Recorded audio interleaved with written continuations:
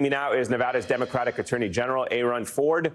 Attorney General, it's great to see you again. Thank you so much for coming back on the show. So Nevadans saw firsthand, more than anyone else in this country, in a matter of minutes, the damage that bump stocks can and do inflict. Now that you have had a day to process the Supreme Court's decision, just walk me through what you think, what you concluded about the decision, and what it means for this country going forward.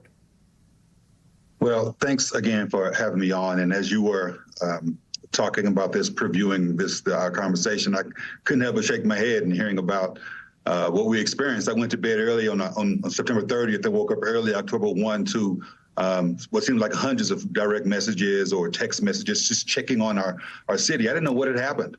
Found out very soon what had happened. And I was so happy and so proud that our city and our state came together, and frankly, and our country came together to surround us with love. And Vegas is strong and stronger because of that. And so banning bump stocks was something that we very much welcomed. We have actually banned it in our state legislature. Nicole Cannizzaro and Sandra Jauregui, to their credit, have pressed that. And so when Donald Trump, as you say, of all people, banned it at the federal level, we welcomed that.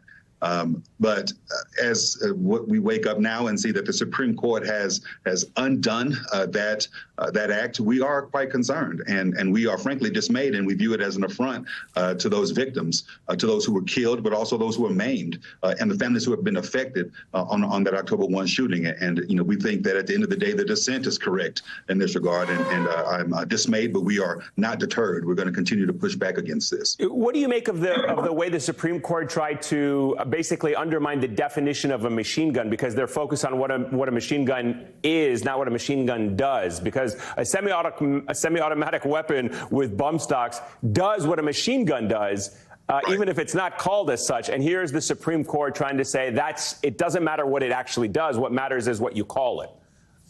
Yeah, it's interesting because I view that as Justice Thomas either trying to avoid a particular conclusion or to reach a particular conclusion. And he has drawn distinctions that frankly make no difference because, as you've indicated, the outcome of October 1st demonstrated what a machine gun will do, whether you want to call it a machine gun or not.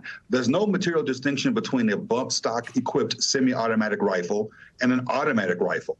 You look at the dissent, and she details in vivid display what happens when the semi-automatic rifle is fired, for example, by a regular person. You can shoot only 60 rounds per minute, approximately. But when an AR-15 is shot, which is an automatic weapon, that shoots up to 180 rounds per minute. You compare that when a bump stock is included, an automatic rifle then can fire between 700 and 950 rounds per minute. That's an automatic rifle. But a semi-automatic that has a bump stock can fire between 400 and 800 rounds per minute with a single pull of the trigger. And so what you can see here is that a semi-automatic rifle that has a bump stock is tantamount to, almost the same as, right, and is in fact an automatic machine gun that we should be banning. And bump stocks were banned accordingly, appropriately, in my view. If the Supreme Court, sir, can overrule the ATF on something like this, what does the future of gun control even look like? I mean, did the court, with opinions like Justice Thomas, change the game for regulating firearms? I mean, is the sole fix in Congress? Well, let me be clear about something. This was not a Second Amendment case. Right. So I don't want people to start confusing this as if it's a Second Amendment. It is not. It is what's called an administrative law case.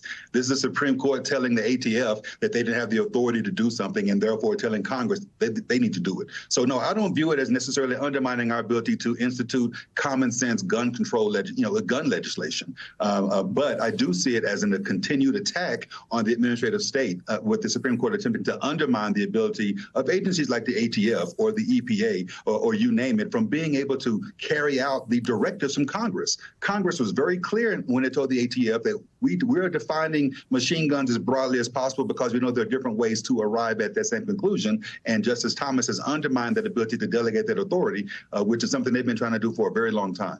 I guess, and just to follow up, in your view, is Congress the sole fix here? And if so, what can be done given how the gun lobby has such a grip on lawmakers? Well, I do think Congress is the sole fix at the federal level. But again, I want to be clear. In Nevada, bump stocks remain illegal.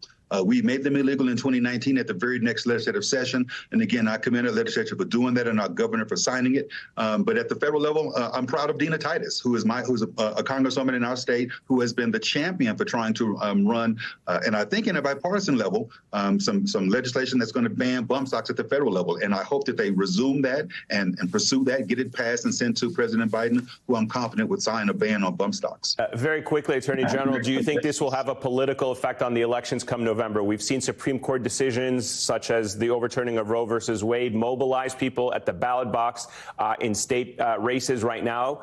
It may have a huge impact come November. Do you see this Supreme Court decision having a similar effect in your state, in Nevada, when it comes to gun reform?